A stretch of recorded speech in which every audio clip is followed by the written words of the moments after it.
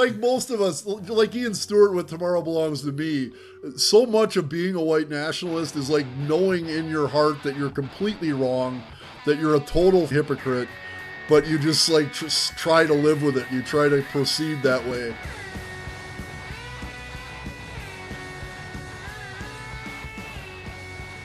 Hey folks, it's Mark here, one of the hosts of Unsung Podcast. This is the second part of our interview with Arno, and we're going to dive right back in. Hope you enjoy it. There's so many things that come up in what you just said. I'm going to put a pin in a couple of them. One of them, though, you mentioned being using Maximum Rock and Roll to do the bookings. What is it like to be a booker for like a far right band? Like, is it easier or is it harder? Because I couldn't work out. It's like, you have a more loyal sort of network, but you also have far fewer options. Like, how was that experience as a DIY promoter? I need to clarify. So I was a DIY promoter when I was a punk, like prior to fully crossing over. Nuclear over. Overdose. Exactly. Yeah. There was a local band called Nuclear Overdose that was from a little country town about 15 minutes, half hour from where I live, and I, through Maximum Rock and Roll, like networking in there, I put together like a little mini tour for them that completely like fell apart before it even started. We ended up like, we're supposed to play in Chicago. That didn't work out. So we ended up in Indianapolis. I was dating this like Latina girl who's lived with her mom who didn't speak English. And next thing you know, her mom has like 20 punk rockers and 2 vans in her driveway, and we're all like taking over the house, and she'd be like yelling at us in Spanish all day, and we're like just still sitting at the house. But that was like very much like punk rock 101. It was before I got into the white power scene. So the band ended up playing one show in Muncie in Indiana.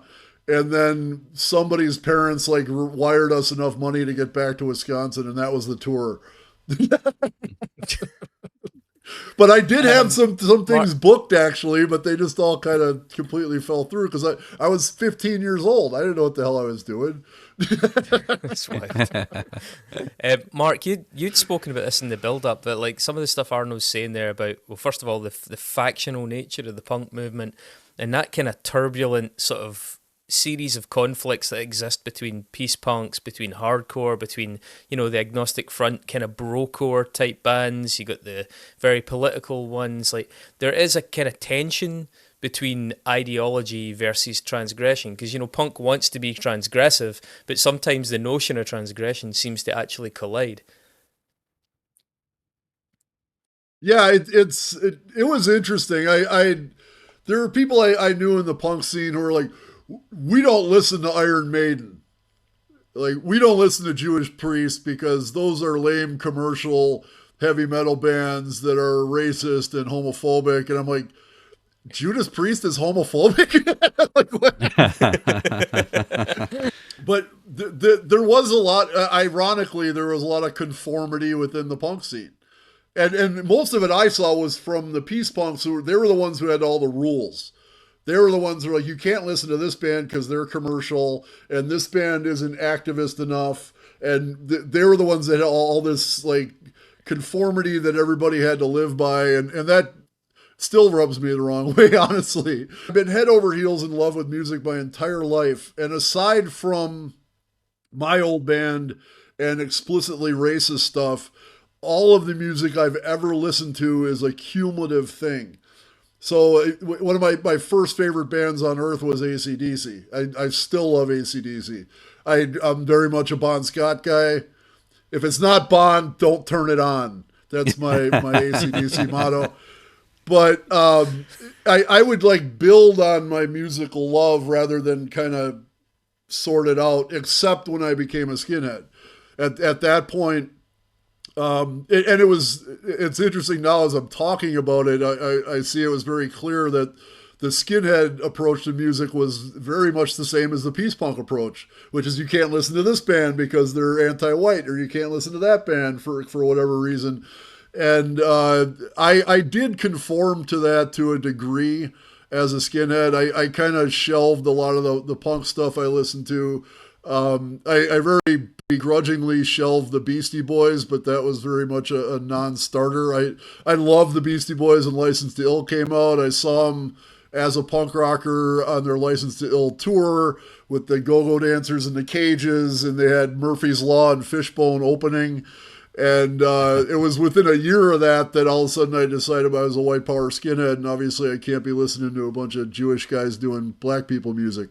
We've spoken about this before on the podcast quite a lot. You know, there's a lot of crossover between punk rock and hip hop and its approach and its the way that it seeks to transgress, you know, and the kind of ideological framework around it. And the Beastie Boys are the perfect kind of nexus of that, because they were punks who then went on to play, you know, went up to do hip hop. In your book, you talk about coming back to Beastie Boys, right? Like, that was kind of the thing that drew you back into kind of normality, I guess, after being, you know, in the skinheads in part of the far right for so long. So it seems like that's the band or the artist that kind of just anchored you to reality. Absolutely. Interestingly, when I first started listening to the Beastie Boys again was when the guys in Centurion like came clean with me and told me that they had been smoking pot the entire time I've known them.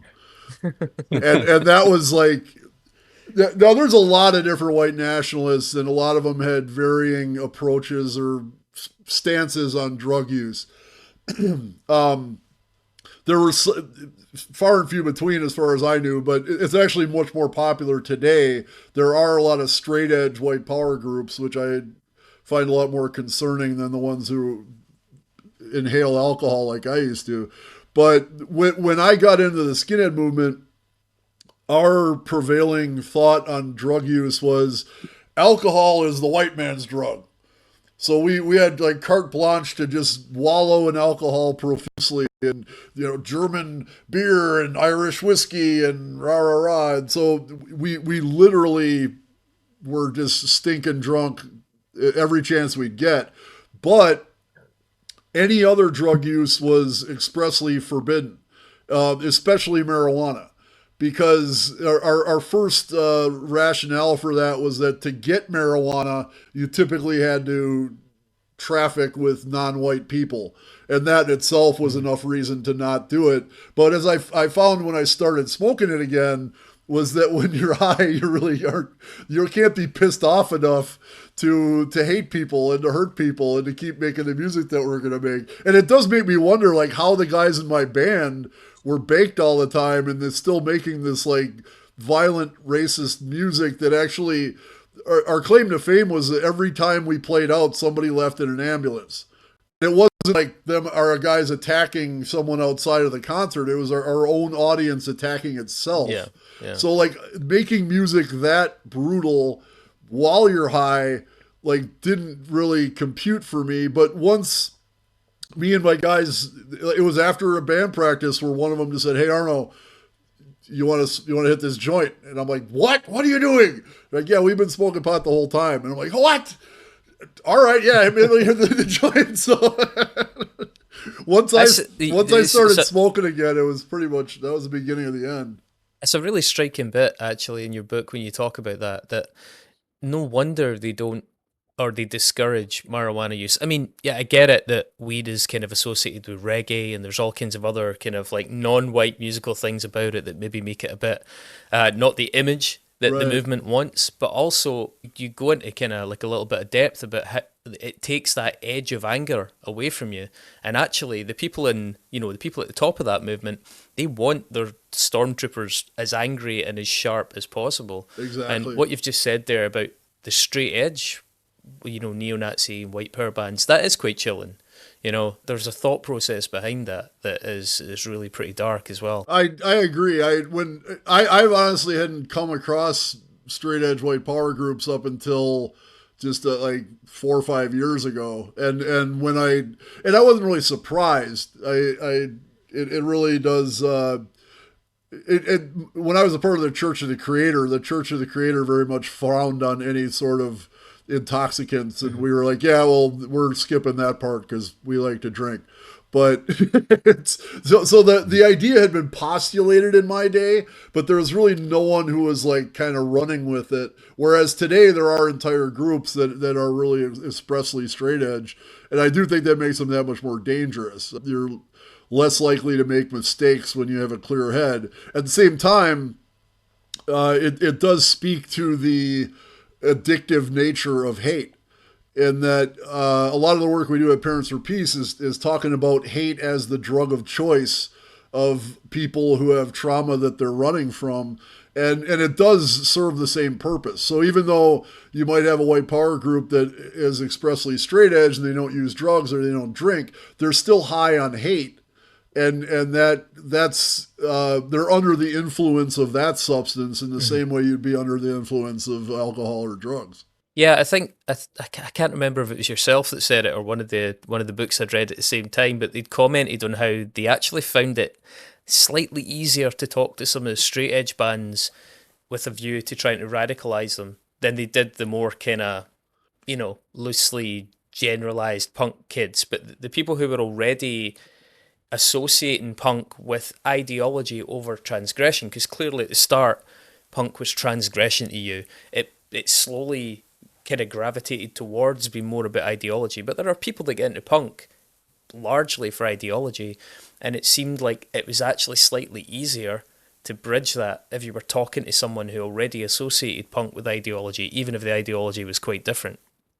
Yeah, I'd say that's fair. I think a common thing, and actually our work at Parents for Peace corroborates this, because we've had many cases where we'd have the same kid going from white nationalist to ISIS to Antifa and then back to white nationalist. Like they're jumping around from faction to faction, trying to find some sort of refuge from whatever trauma they're running from. And obviously they're not going to find it without addressing that trauma. They're just running, and they're running and from one group to another. But that speaks to the need, I think, that especially people who are in some sort of emotional distress they have a need for structure. They have a need for rules. As much as I've shunned rules my whole life, and I still do to a great degree, when I was a white nationalist, there were initially I found like comfort and strength in the rules of being a white nationalist. After 7 years, it wore on me to the point where I was ready to get out. But initially, when you first get into it, and again, this is very like mental healthy 101. If you come up from a family that doesn't have any structure, doesn't have any discipline, doesn't have any love, and now all of a sudden here's this group of people that does have structured discipline and a pseudo kind of love, as long as you agree with them, then that's something that would be really appealing to a kid. So you talked about the reaction you had when you dropped the needle on fear, and it strikes me it's maybe a good point to sort of mark that changing in your following a punk, with mentioning the band Skrewdriver, very famous band in the history of punk rock. Or this is actually what occurred to me, and I think I maybe mentioned this to you in an email when we were building up to this.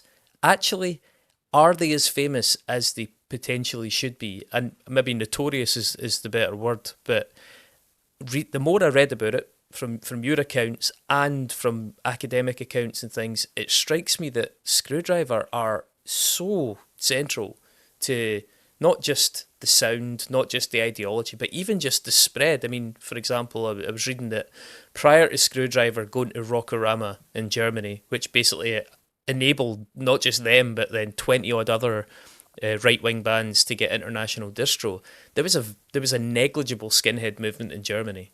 Right. Now, I think if you are involved in German politics, even remotely to this day, you'll know that there's a rapidly worsening problem with the AfD and beyond in the right wing of Germany. And it's insane to think that a huge part of that is courtesy of this scrappy English band that, for people that don't know, by the way, started out, it was 77, they were just a punk rock band. They had Mark Radcliffe was the drummer, a guy who's pretty famous over here, and people are always like, what? He was the drummer in Skrewdriver, the most famous. This is pre them being vocal about it, Right. but I really feel like maybe they're under acknowledged as being central to this. What was your encounter with them like, and did you see Skrewdriver having a similar effect on other people in the movement around you? I would absolutely say they're definitely under acknowledged, and I would put All Screwed Up as one of the best, just straight up like oi punk records ever made. It's fantastic, and Ian Stewart used to be buddies with Songs for Madness. Like they'd sit around and kick it together. Yeah. So Yeah. there's all sorts of crossover and all sorts of influence going in and out, but it was cracked me up. Ian Stewart had this real thing for Leonard Skinner. They did all these Leonard Skinner covers and Sweet Home Alabama. Like it's like, come on. This culminated in the guy, lead singer of Brutal Attack. I forget his name, but he did an original song of his, like kind of a solo record after Brutal Attack had really like peaked, and the song was called "Let's Get Tattooed." And it had like this rollicking Ray Charles kind of piano in it, like ding-a-ling-a-ling, let's get tattooed, and it like real bluesy, and that was something that always like I knew from a long time ago that the idea of white power rock and roll was about like as much of an oxymoron that anyone could possibly construct. My younger brother is an amazing musician. He's an absolute maestro. He's played guitar his whole life. He can play any instrument. He's playing like drums lately now. He hasn't played guitar in a while, but I remember when I was in 6th grade, my little brother started taking guitar lessons, and I was really jealous because I sucked and I wasn't even worthy of taking lessons, and my parents could only afford to send one of us to lessons, and obviously my brother had the talent for it. But I remember him coming back from his first lesson and showing me the blues scale. He's like, yeah, check this out. And he plays it, and I'm like, that's like the building blocks of everything we know as rock and roll. From not just like Chuck Berry, who first like blew rock and roll up, but to the Beatles and the Rolling Stones and Led Zeppelin, and then you go to Black Sabbath and all of like the metal that I really loved. I love Pantera. I loved Entombed. I love like metal that had a real groove to it, like a really that really knew how to work that blues scale. And Skrewdriver was no different, even though they're just like mashing up bar chords. They're still working blues scales. And I remember the first Skrewdriver song I ever heard was "Hail the New Dawn." And I heard it on a cassette. Some friend of mine put a Walkman on, earphones on me. They're like, check this out. And I'm listening to it. It fades in like, hail, hail, hail, hail, hail. And the hails get louder. And by the time the verse kicks in, like the hair on the back of my neck standing up. And I'm like, oh. This is almost as good as Lee Ving saying fuck. It's better actually because it shocks people more than Lee Ving saying fuck. Because it was literally the exact same imagery and romance that Adolf Hitler infused into the Hitler Youth. And I recall I think it was Blood and Honor, Skrewdriver had a song called "Tomorrow Belongs to Me," and when I was first introduced to that song, it was some guys from Cash who brought the record up to Milwaukee. And side note, when we first met the Cash guys, like they kind of assumed that they were going to be like in command of us, and like that didn't work out too well for them. They were violently thrown out of our house and told that no one's commanding us, but it was after we had gotten hold of the Skrewdriver records. And I remember listening to "Tomorrow Belongs to Me," and one of the guys from Cash goes, yes, this song was first done as a Hitler Youth song. And I'm like, wow, really? That's awesome. Ian Stewart's covering a Hitler Youth song. Wow, that like, I feel so connected to my heritage as a German Aryan pure-blooded white man by listening to this song, "Tomorrow Belongs to Me." And later on, I found out that the song was actually written and composed by Jewish theater people in cabaret. That's right. Yeah, It was that's not, absolutely right. it Yeah, had nothing to do with the Hitler Youth, other than it was like satire of the Hitler Youth, and in a really powerful way. I've seen this scene in the movie where this young boy starts belting out "Tomorrow Belongs to Me" and in this beer hall, and everybody stops and they're like, "Oh, it's so beautiful." And I forget if it was like Rodgers and Hammerstein, or I'm not a big theater guy, but whoever, the Irving Berlin it may have been, I'm not sure, but whoever the Jews behind Cabaret were, like they're the ones who wrote that song. And later on, it hit me. I wrote, actually, I wish I would have shared this with you guys. It's very apropos, but I wrote a bit called "The Soundtrack of My Life After Hate." And it's basically like my musical journey going back from day one to now, and like everything I'm listening to and everything I was into. And in it, I just did some research, and I found out that, yeah, the song was not a Hitler Youth song. It was from Cabaret, which means one of two things. Either A, Ian Stewart is so dumb that he didn't know that, or more likely B, he's a liar. Like an outright bald-faced liar. And so neither one reflects too well on Ian Stewart, but the Skrewdriver was a huge influence for me. I had All Screwed Up on my phone, but like Apple Music won't let me play it. So and that's where I listen to all my music, so I haven't listened to it in forever, but that's an amazing record. I would still listen to it over and over again. I Don't Like You and Antisocial and You're So Dumb, like those are just like fantastic songs. And the rest of Skrewdriver stuff is not bad at all, like musically. It's really they really had a formula down, and even though they went through a number of lineup changes, that's why it worked. Because exactly. they were good. I mean, ultimately, whether we like it or not, the messaging why it worked was because they were a capable, like proficient oi band that exactly was making a mark and had this energy. Yeah, totally. Did the Centurion not do a cover of a Skrewdriver song?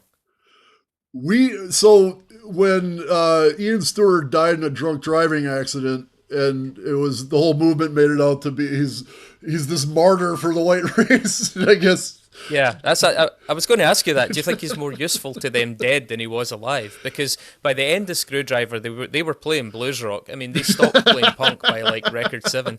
So Ian Stewart Donaldson dying for them was probably the most useful thing he could do at that point, because now you have that annual party and everybody has their festival and gets together. And I wouldn't argue with that. I think had Ian stayed alive, he would have just been doing outright like Muddy Waters covers. teaming up with Van Morrison. Totally, exactly. and in all seriousness, I think that's because Ian Stewart loved music, and for as much of all the harm that his band and his lyrics have done, which is really immeasurable, I think deep down this guy loved rock and roll. And he played music that he liked, and the lyrics were, I wouldn't say arbitrary, but I gotta believe that there's some kind of conflict in that man's heart up until the time he died. But when he did die, Resistance, the label that Centurion was on, had they're going to do the Ian Stewart tribute album. So they had each band on the label do a couple of Skrewdriver covers, and we did Let's Drink to the Mighty Warriors, which was on a much later Skrewdriver album. I was pretty into it because it was pretty heavy and hard and fast, and that's one thing I always was kind of missing from Skrewdriver, because I'm kind of a metalhead at heart. But we actually recorded that in Madison, Wisconsin with Bound for Glory, which was like our brother band. They were from St. Paul. They're probably like far and away the most successful North American white power band ever. and we were super tight with those guys. We used to get into brawls with them over who got to play first, because neither one of us wanted to headline because we wanted to get to drinking. So we're like, okay, we'll play right away. No, we're playing first. No bullshit, we're playing first. we had. Do you have any communication with them anymore? I mean, are those guys still in the movement? Did they stay with it? Did they drop out? I don't. The last person I talked to was Ed Wolbank, who was the guitar player and really like driving force behind Bound for Glory. And this was kind of, I was on the way out, and I was drunk dialing people, and I knew Ed really well. Like, we were good friends, and it was about a good friend as you can be in the context of hate and violence. And I was drunk dialing him, and I had him on the phone, and I'm like, Ed, I gotta tell you something. You're gonna hate me though. I gotta tell you something. He's like, yeah, go ahead and tell me. And this is like, I'm so drunk I don't remember what I said 30 seconds earlier. I'm like, well, hold on. I gotta tell you something, but you're gonna hate me. You're gonna hate me. He's like, dude, just tell me. What do you gotta tell me? And I'm like, Ed, I've been watching the Green Bay Packers every Sunday, the American football team, and which was strictly forbidden, because if you're watching American football, or any other football for that matter, like where you have people from different ethnicities on the same team playing together, like, you're complicit in the destruction of the white race for doing that. And I had all this guilt about watching the Packers every Saturday, and for some reason I was drunk enough to think that Ed was going to sympathize with me. And so I'm like, I finally tell him, I go, Ed, I've been watching the Packers every Sunday. And then the line goes quiet, and I'm like, oh shit, he's going to go off on me. And Ed goes, well, Arno, I am really disappointed to hear that, because I'm a Vikings fan. the Vikings are the American football team in Minneapolis.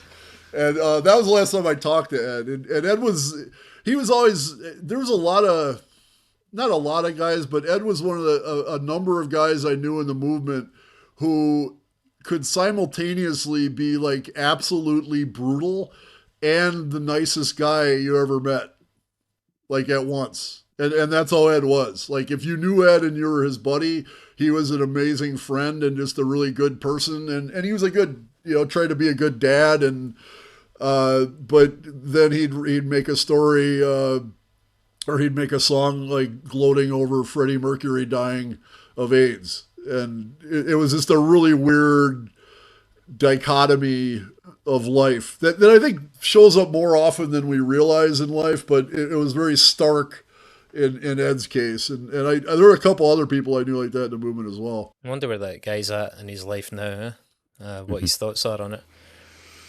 There's something that kind of cropped into my peripherals as well when we were doing this, and you've obviously seen a lot of young people on the course of radicalization. Like, at the start, I'm sure you kind of had an eye for somebody that was a sort of likely candidate, and it kind of put me in mind of, we all think about, oh, what was that extremist scene like in the 80s? And I'm kind of reminded of the fact that there was actually quite a lot of stuff going on in the 80s above the waterline. I mean, big bands that were actually, a lot of the messaging was really, really problematic. One of them being Guns N' Roses. And I'm really curious about the character of Axl Rose. I know that there's a lot of water under the bridge since then.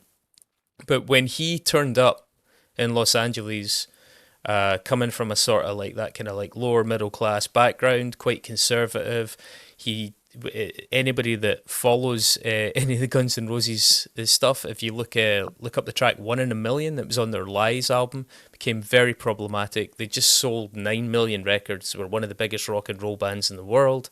And he releases this song. It's got N-bombs, F-bombs. It's like, it's the real deal. And he pushed that song through as well. It wasn't just like a casual role play. It wasn't meant to be ironic.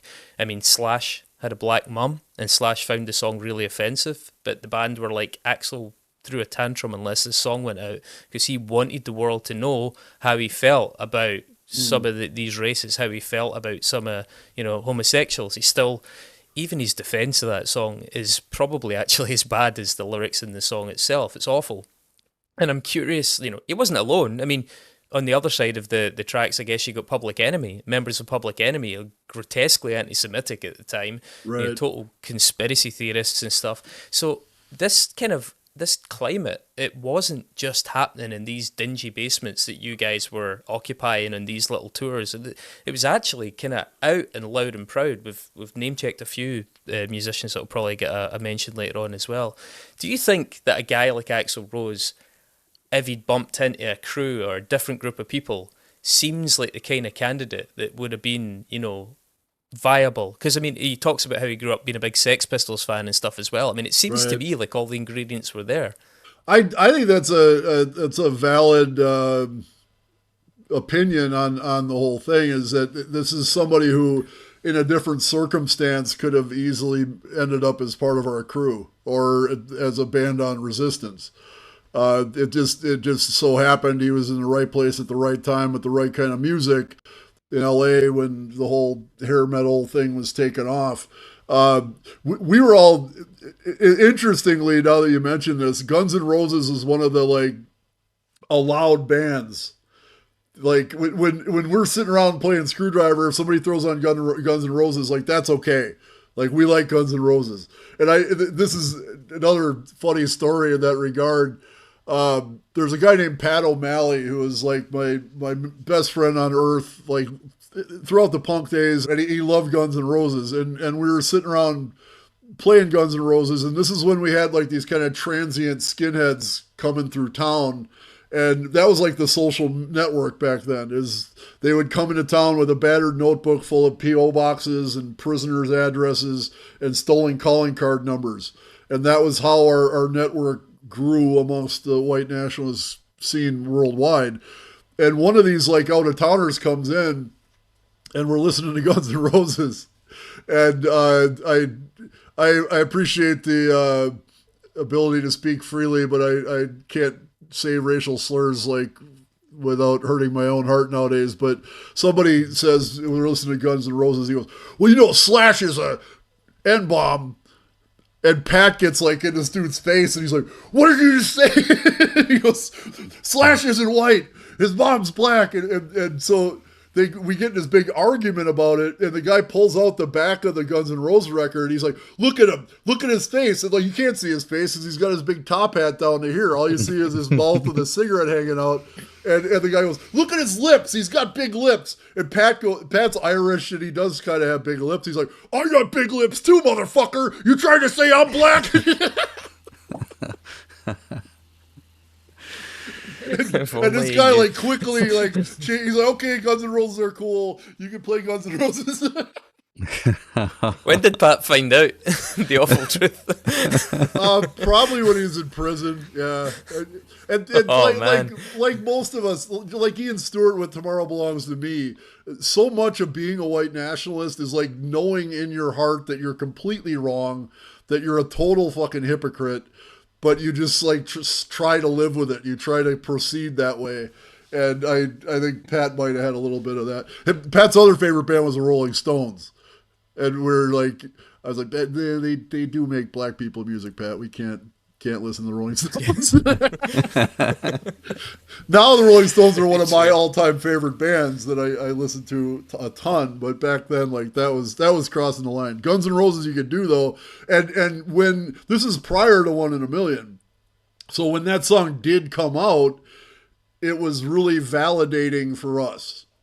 Yeah, we're see, we have an ally. We have someone at that stature who, even though the guy in his band might not be entirely pure-blooded Aryan white man, he's saying things that resonate with us, and we very much grabbed onto that.